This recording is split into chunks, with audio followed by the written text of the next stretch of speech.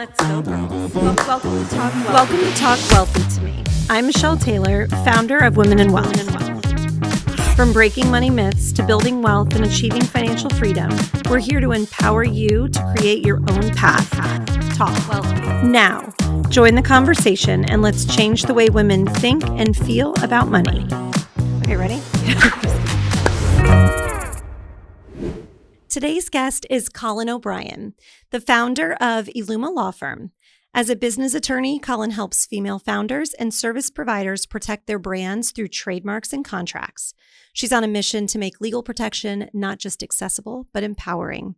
A mom of two and a fierce advocate for women entrepreneurs, Colynn believes your business should support your ambition and your family life.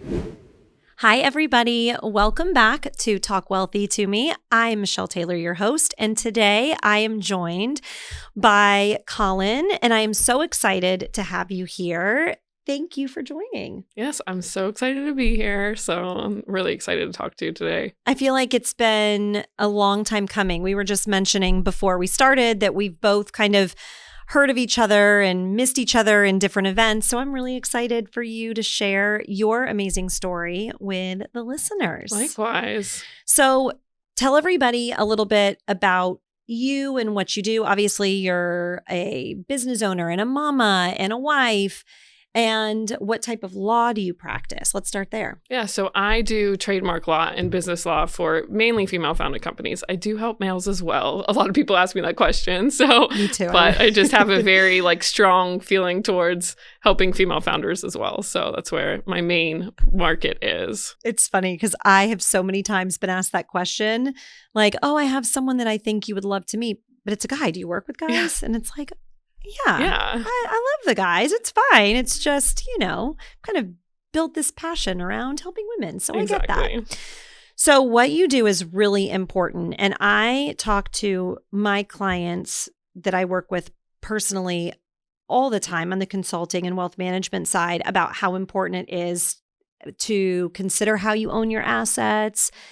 And I think so many people are excited about becoming a business owner and they don't even know where to start. And then they're operating and they're like, oh, wow, do I need to be an LLC? And they think that an LLC means something to the IRS and it doesn't. It's a legal term. So what you're doing is the good work for sure. And I think it is so needed. So what do you see that I think called you to do this work with female founders specifically? Yeah, so I started with litigation. Actually, I did that for about 8 years before I started my law firm. So I love doing that. But then I realized I have a higher calling. I want to do something else. I want to go out on my own. I love litigation, but it just wasn't sustainable for me as to how I wanted my life to end up being. So I was and originally I actually I'm very entrepreneurial. So it was when I thought about going out on my own, I didn't think I was going to start a law firm. I was I think maybe I'll start a food blog or write or do this or that. And then I started networking with other women and female founders. And I realized how just a lot of them didn't know where to start with their legal. So I was oh, this is perfect because I still love the law. I still love being creative. I can make an impact with all these women.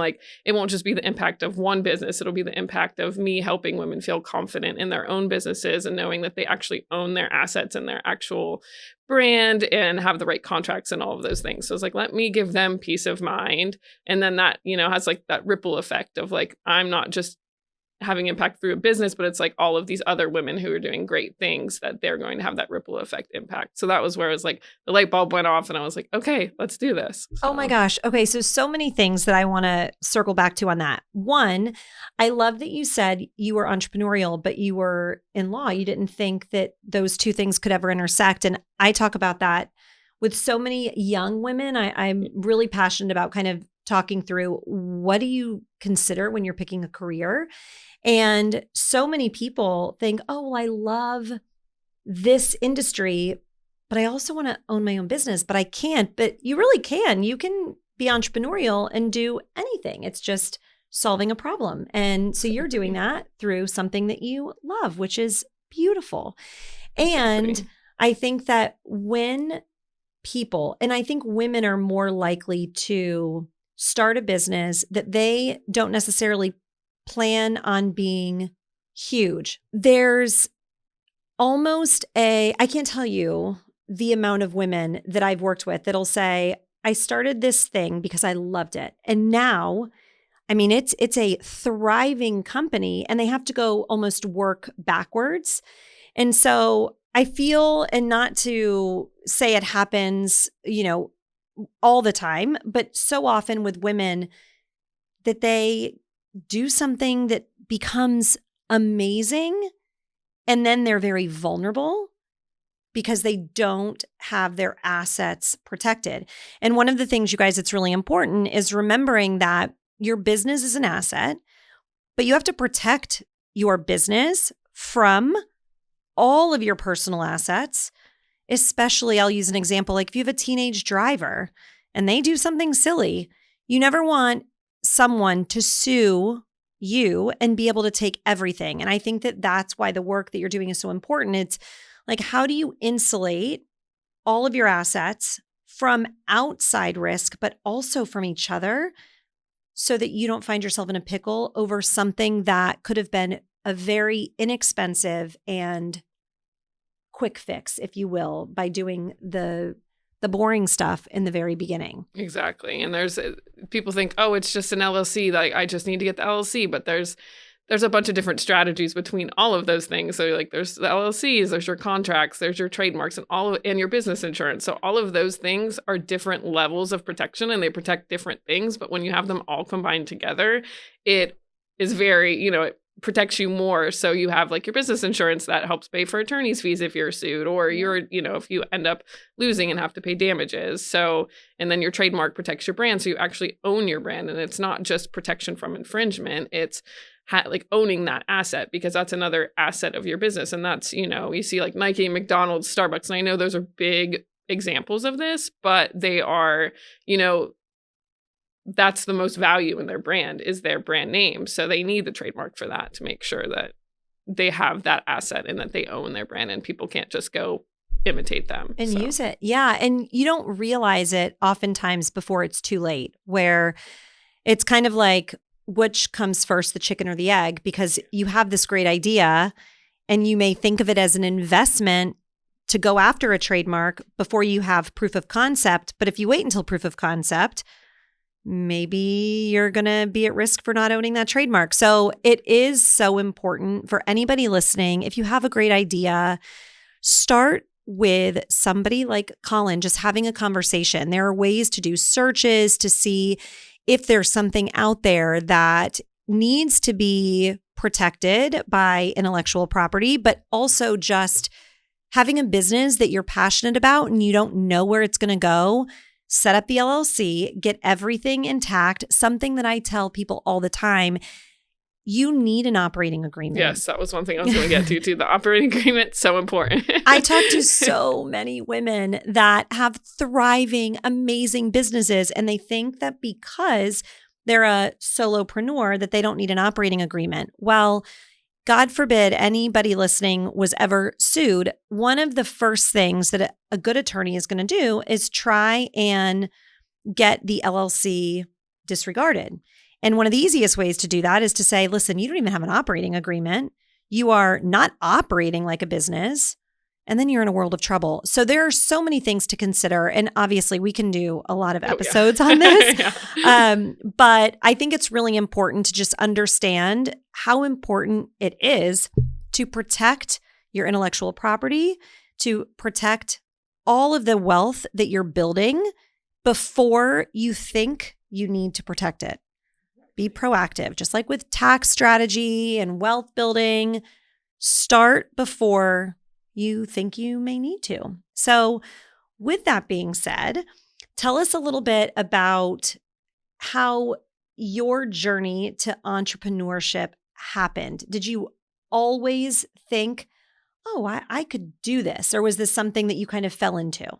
I do feel like it's something that like I've always, when I was younger, like in school and we do the entrepreneurial like projects, it was like always my favorite thing. My first one was like in 6th grade I was obsessed with ducks. I actually had ducklings. Very weird fact. Way. But I was a duck hatchery. So maybe one day I'll have a farm and I'll have ducks. But that's, I love that. Might be long term. But that's funny. So that was one of the first ones. Then I had a makeup business when I was in 7th grade where I made lip gloss with Vaseline and eyeshadow with baby powders, all those things. It's like, it's funny to think about now, like, oh, I loved doing that stuff. So it was kind of like, it was going to happen at some point. And then, but I always liked business and everything. And I thought I'd get into marketing and advertising. And then it was weird right before college. It was like my senior year in high school where we started studying Supreme Court cases and all these different like history things. And I was like, oh, I think I'll be a lawyer. So that's kind of how both of them like married together, where like then a couple months before I started college, I changed my major to political science, pre-law. And I was like, okay. And then I went to law school and then I was like, oh, maybe I'll just be a lawyer. And I don't think I'll ever start my own law firm. That, even when I was younger, I never thought I'd be a lawyer. So it's just funny. It was like the last thing, or it was like, I'm not going to be a lawyer, but I love writing and everything. So I was like, oh, so that's kind of how all of that marries together there. It's so funny. I would say any of you all listening that have a good idea or have a child that has a good idea or a teenager. I also, in my senior year of college, was in a business class and we had to write a business plan for a product. And I think I've mentioned this in earlier episodes, but I developed a use for a material to protect the bottom of designer shoes. Oh, and that's cool. I got it patented and trademarked, and I learned more from doing that than I could have ever learned, I think, even going to business school. But also, I will never forget coming home from Italy and saying, what am I going to do? We are in a recession. Like I was telling you before, I have 2 business degrees, but this is terrible. And my dad, being an entrepreneur, was the one that encouraged me and said, hey, this vision, this dream that you have, this business plan that you wrote is part of a grade. Why don't you do it? Yeah. And I love that. I think in your case too, you never know. I truly believe in helping to nurture and foster that in yourselves, in your kids, people around you, your friends, because you just never know where a little dream or spark of entrepreneurship will come from and what it can turn into. And here you are. It's amazing. So how big is your law firm? How many people do you have? So I have a team of 4 right now. Okay. So I'm keeping it semi-small because with my 2 kids, I have a 3-year-old and a 1-month-old actually right now. So last summer I started scaling it a little bit more, and then I realized, oh no, I want to be part-time. I want to be, with my kids and also able to have the business and be able to support the family. And I can do that if I keep it at a certain size. So but it's nice to have people who can help me as well. And I'm not the only one just grinding away. So I know this goes without saying, but women truly are amazing. You guys, here we are sitting here 1 month in from having a new baby, and you're making it look easy. And I know it's not easy. Yeah, I would say it's not easy. I've done a lot of work on expanding my capacity and figuring out like what I want to do. And, that's been a very long journey for me because I do have I always want to say yes to everything, and I want to do these things, but this was something I was like, do I have the capacity to do it right now? Will I want to get out of the house? And I was like, yeah, I want to get ready and go meet Michelle and hang out with her and, talk about business and law and money mindset. So all the fun things that you don't get to talk to your 1-month-old. Yes, sometimes. Maybe a little early to start those conversations. Yeah, a little. But I think it's just such a testament to women and how we seem to wear so many hats at the same time. I wish I could say that your experience and what you're going through right now is something that is unique, but I think almost every single guest I've had on is a business owner, or I would say they would consider themselves successful and they're moms, and most of them are married, and we do it all. Yeah. What do you think is, and I think you may have already kind of touched on this, but what do you think is the rule of thumb that allows you to operate at this capacity? Is it learning to not say yes and say no? Prioritizing? What do you think it is? A little bit of both. And so I've been prioritizing. With everything, like last year was just a pretty rough year. We had a lot going on, and then I was pregnant, and that was one. So, but I ended up figuring out kind of like what does move the needle, and I'm not distracting. Well, first, let me start with this. And it's funny, it was like a TikTok video or a reel that I saw that really put everything into perspective for me. And it was, you're addicted to having almost enough. And I was like, oh my gosh, that's so true. Wow. And it was like, once that kind of like hit me, like I'm just always chasing something. It was like, you have everything you need right now. So that kind of put it to where like, I don't need to chase, like I don't need to do extra marketing. I don't need to find the latest trend. So I'm not like doing those things that don't necessarily move the needle. And I'm just doing the things that I know work. So that helps. And then doing the things that light me up, like come here and talking to you. So. Oh my God. You guys, that, I don't know about anyone listening, but for me, that was such a good takeaway. Don't be addicted to having almost enough. Exactly. Because then you're always chasing something, and you need to slow down and say, what am I chasing, and is it important? Do you remember Rachel Hollis? Yes. She kind of is like fallen off a bit, but I remember when she was at the height of her popularity with the books and the podcasts and all the things, she said in, I believe it was her book, if it's not a hell yes, it should be an F no. Yes. And I try and think about that all the time, because there are those things that we think, I should go to the PTO meeting once a month. But if you're not excited to go, don't go. Yeah. Don't do the things that you don't want to do because you think that you should. And I have another really good friend, Erica Sinner. She always says, don't should all over me. And isn't that the truth? Yeah, no, it is. So growing up, how was the conversations or the relationship around money for you within your family? So it was kind of complicated because my parents are divorced, and, you know, we've had money, but then my mom, you know, she, after the divorce and everything, she had us young.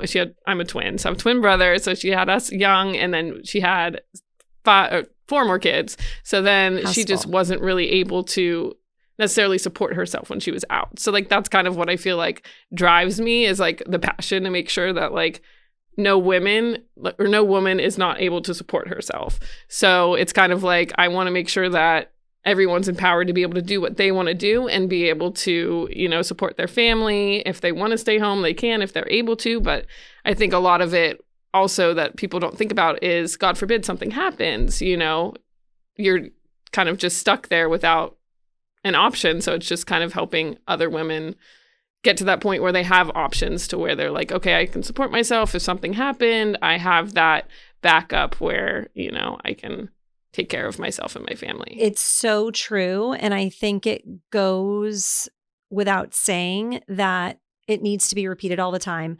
Money is a tool that gives people options. And truly, once you take the emotion out of it, that is the most important thing to remember. No, money does not buy happiness, but man, it makes life easier. And whatever that is, and I think that that's the goal of this podcast in general, is that women should feel empowered around money and the choices that they've made, and allow themselves to go after the version of success that resonates with them. To your point, if that means just being able to stay home with your kids and know that you're okay, that is perfect. Don't strive for the rushing after almost enough, right? Exactly. Figure out what really is going to make you happy and go after that. And don't let anybody tell you that that is not what you should be doing. Exactly. And there's so many resources out there now that you really can be the author of your own book, despite what your relationship with money may have started out to be. So your mom raised 5 kids then? Well, there's 6. 6, and so I'm actually one of 8. But yeah, but she has 6, and then my dad has 6. So were you guys having conversations around money and the shoulds and the shouldn'ts, or like how to budget or how to make the family work? Or was that something that you just watched her do?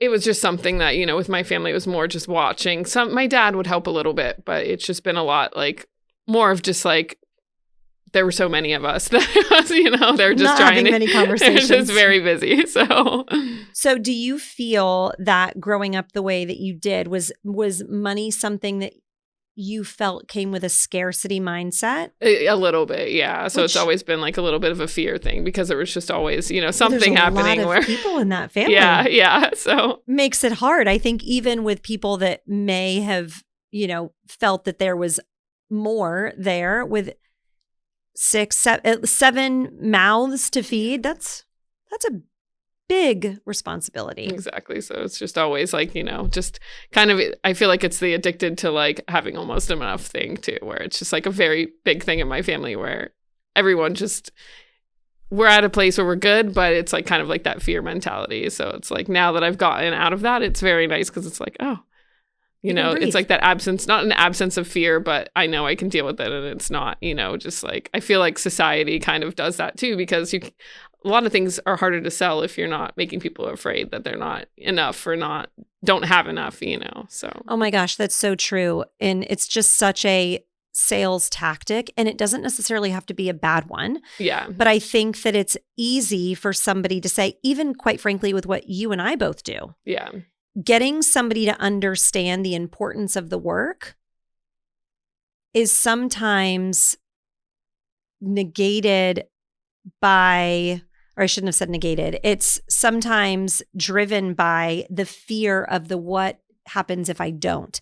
What happens if I don't invest? What happens if I don't live a life within my means? What happens if I don't have the right protections in place? And that fear is such a driver. But when it comes to money, I think taking the fear out of the equation is so helpful. So it's interesting trying to find the balance of the two. Yeah, because you need to explain the consequences of not doing it without, kind of just trying not to make people afraid, but also being like, listen, if you don't do this, you could be in a lot of trouble down the road. So it's like, I feel like whenever I do have to say that, it's like, it's necessary, but I'm like, it's hard. So yeah, but important. It's important exactly. to point out. So did you have a mentor? Now, I will say, with respect to your mom, being a mama of a lot of kids is the hardest job in the world. Yeah, for sure. But was there anybody that you remember seeing growing up that, and it doesn't have to be a woman, but anybody that you saw that was successful in their life, whether financially successful or not, that you wanted to emulate or that you could go to for guidance? Yeah, and I'd say that would be, my mama one, but then my dad too. So he has his own business too. And then my grandpa. So my grandpa started a business back in the 60s. And it's funny, my cousin, I wasn't smart, not smart enough, but I just wasn't thoughtful enough to think to ask him when I started a business, like, hey, what kind of advice do you have? And my cousin just recently started a business, and she asked him, and he basically said, he was like, well, just think of it like, if there is a challenge, think of it as a fun game, like something you have to, like, it's a game that you're playing. So instead of being like, this is so hard, turn it into a game. So that was just something where I'm like, oh. Isn't it so great to get the advice from older generations, because the way that they approach things is very different than we do now. They didn't have the same tools that we do, but I think that it's such a simple answer, and it always just feels like they're little golden nuggets that you want to put in your pocket and carry around forever. Exactly. So it was like, when she told me that, I was like, oh, I need to go ask him. I'm going to tape him. I'm going to do like a podcast episode just of him talking. No, he's one of the most interesting people. So. I love it. I just got my dad and my father-in-law a book that for Father's Day, that they write down their story and advice and all the things. And I hope they do it, because those little things you'll treasure one day. So if anyone is listening and they're thinking of starting a business, or they're thinking, oh my goodness, I don't know if I have an operating agreement, what is the one thing that is a good takeaway for anyone that wants to start a business or thinks they might need you? What is the priority? Would you say number one?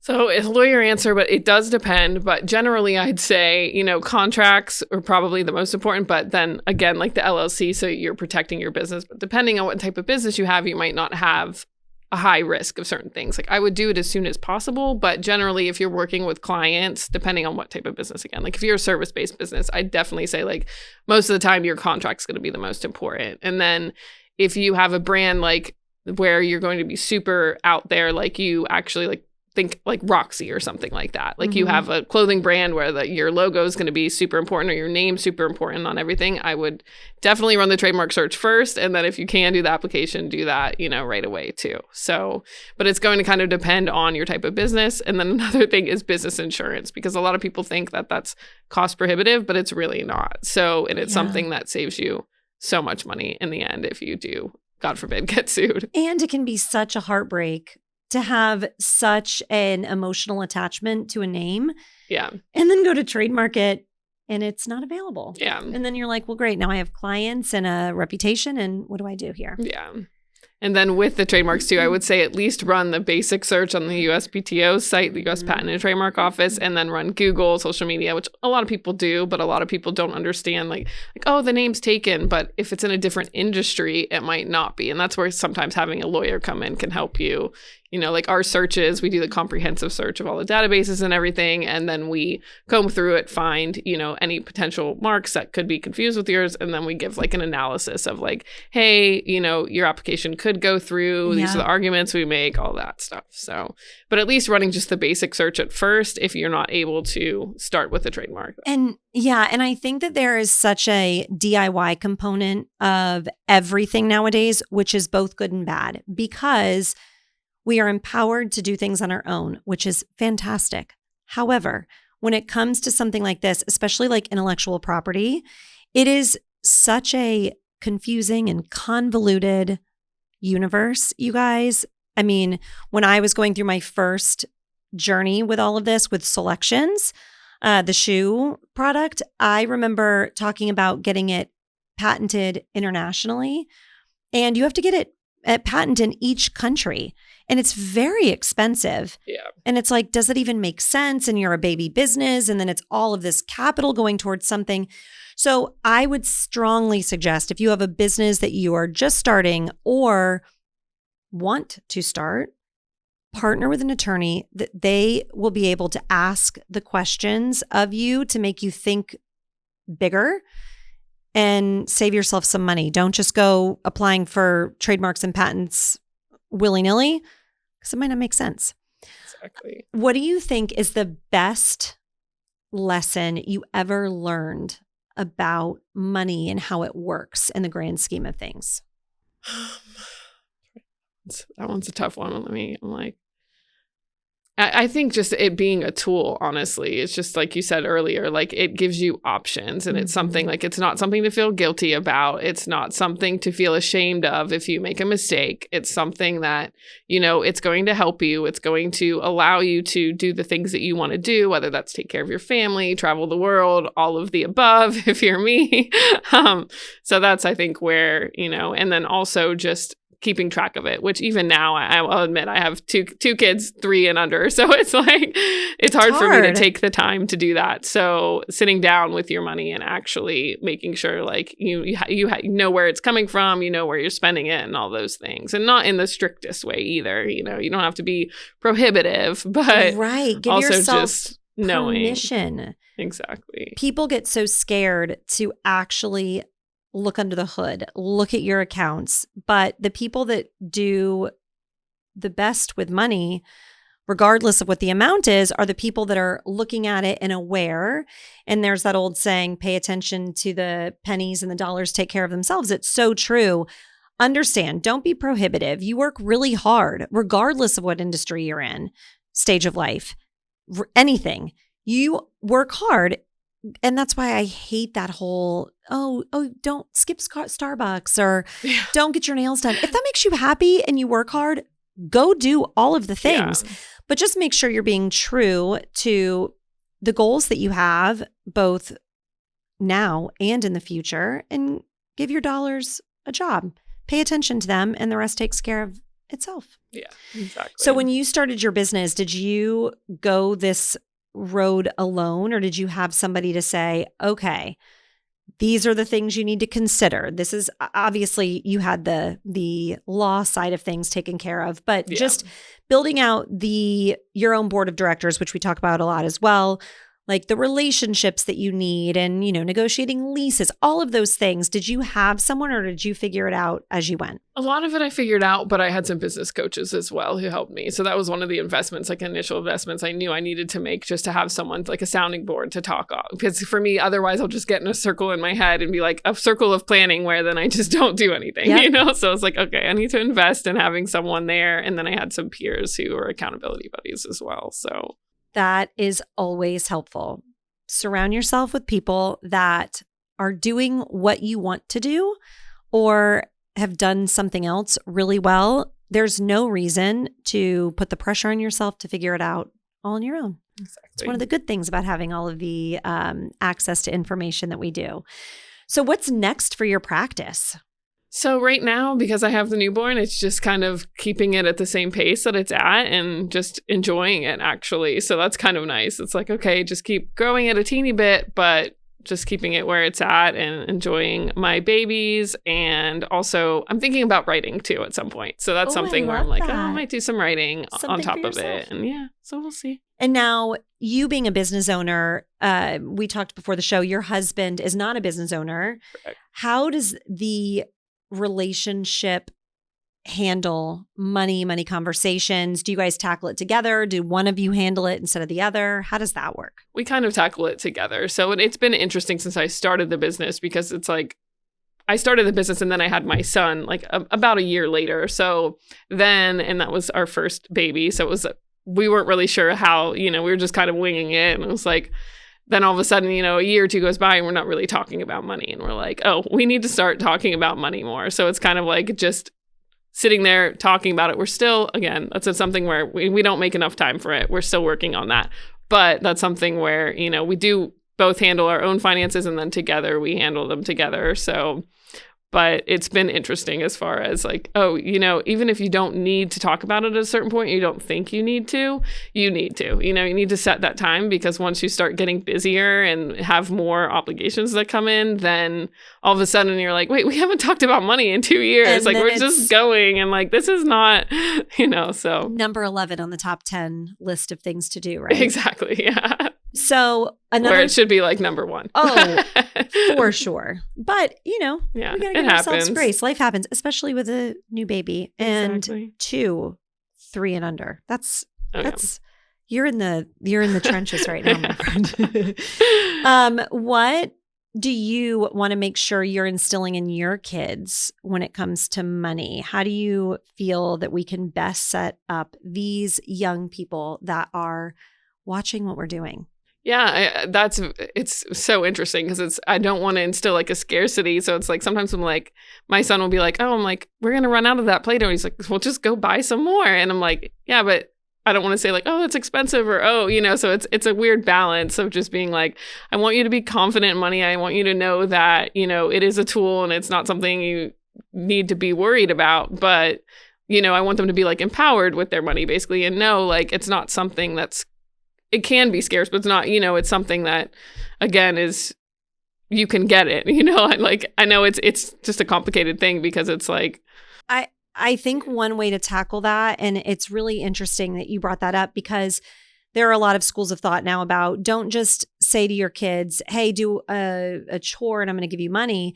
It's more of like creating in them the awareness that if they bring value to something or someone, there is a financial repercussion for it that could be very good. So it's like, yeah, do the chores, but here's this other chart of things that if you want something, add value to the family and earn some money towards it. And I think that is something that is helpful in that regard, because you're right. All the little things that we say about money are like imprinting on them. Exactly. And you don't want to overthink it. You don't want to be too woo-woo, and you want to have that balance. And I don't think that is possible. We're all figuring it out as we go. But I think that I also want to have similar conversations with my kids. Don't feel fear around money. Feel empowered that you can provide a value in some manner that will reap the reward of money and put it towards whatever out there you need or are working towards. That's all we can do. So as we are wrapping up, tell us, what is there one piece of advice that you would have given yourself? And it doesn't even have to be about money. It could be about just starting a business 10 years ago, to that version of you that had no idea she was going to end up here. What do you think is the one piece of advice that you would want to give that girl? And honestly, it would just be like, trust yourself. I know it's like super simple, but it's also like, I feel like that's something that comes back sometimes, where you get vulnerable or you grow or something, and you're like, I don't trust myself. Like, but then it's like, you're the one who's always been there for yourself. You know that you've done all of these things already. So you know that you can handle whatever, so it's more just like, stop over planning, stop trying to control everything because you can't, and just trust yourself and know that whatever happens, you're going to make it work. So I feel like before I started, it was just like back and forth, like, oh, it was like I needed that external validation from other people being like, oh, you can do it. When like, really, it was just like, just trust yourself. So, oh, that's such great. I spent so much energy just, so it's like, why? It's such great advice, because I'm sure anyone can relate to this. We've had all, at some point, a friend come to you and say something like, what do you think? And you know that they're just asking you to give them permission to make the decision they've already made in their head. So I think that is so important, what you said. Trust yourself, trust your instincts. You are always the one that's going to be there. I love it. Well, thank you so much for spending precious time away from your kiddos, but especially the newest edition. I so appreciate it. I know that the listeners are going to find so many great pieces of advice in this episode. And where can people find you? We brought up a lot of topics that may have them start asking questions. Where can they reach you or follow up or follow along on your journey? Yeah. So my LinkedIn or my Instagram, my LinkedIn is just Colynn O'Brien. My Instagram is Lawyer Colynn. And then you can go to illumalaw.com to book a call or submit a contact form so you can get in touch with me. And then there's my email information on there too. So it's amazing. And we'll share all of that in the show notes. And yeah, it's just been such a treat to have you on. Likewise. With all of that said, guys, don't forget how important it is to take care of yourself before you realize you need to be taken care of. And this is a primary example. I, as always, so appreciate you tuning in every week, and am always excited to hear feedback or about guests that you'd like to have on or topics to cover. As always, the only way that we truly change the way women think and feel about money is together. So share, like, subscribe, and until next time,